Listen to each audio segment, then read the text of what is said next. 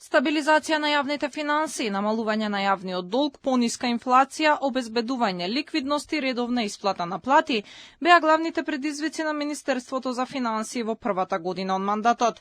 Во отчетот за сработеното, Димитриевска Кочовска посочи дека била затекната ситуација на висок дефицит, зголемен долг и нереализирани капитални инвестиции. Во првата година од мандатот економските перформанси се позитивни. Државата оствари раст од 2,8% во 2024, а јавниот долг е намален за 36 милиони евра во однос на крајот на минатата година. Беше исплатена евроврзница од 500 милиони евра, а за задолжувањето дома е помало за 16,4% од истиот период лани.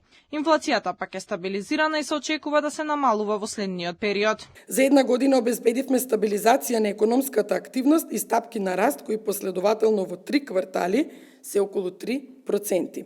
Од 1,9% економски раст во првиот квартал од 2024 и 2,8% во вториот, по доаѓањето на оваа влада, имаме раст кој е 3 и над 3% и остваривме раст во 2024 година од 2,8%, кој беше и над нашата проекција и нашите очекувања од 2,1%. Планот на Министерството е да се проложи темпото за стабилни економски показатели.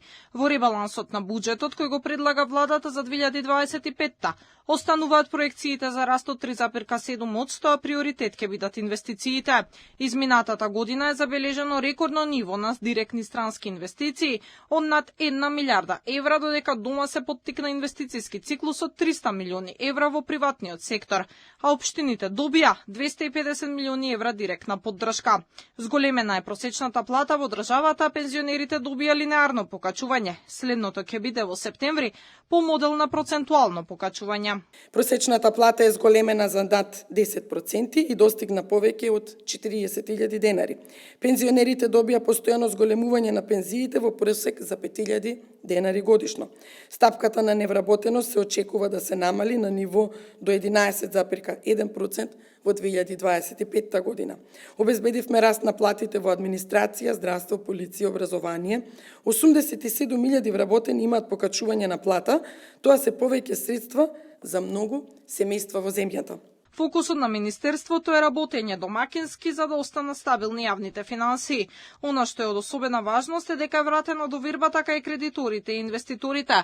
Кредитниот рейтинг на земјава е потврден и од Агенцијата за кредитен рейтинг Fitch, што за Министерството е насока дека се водат добри економски политики.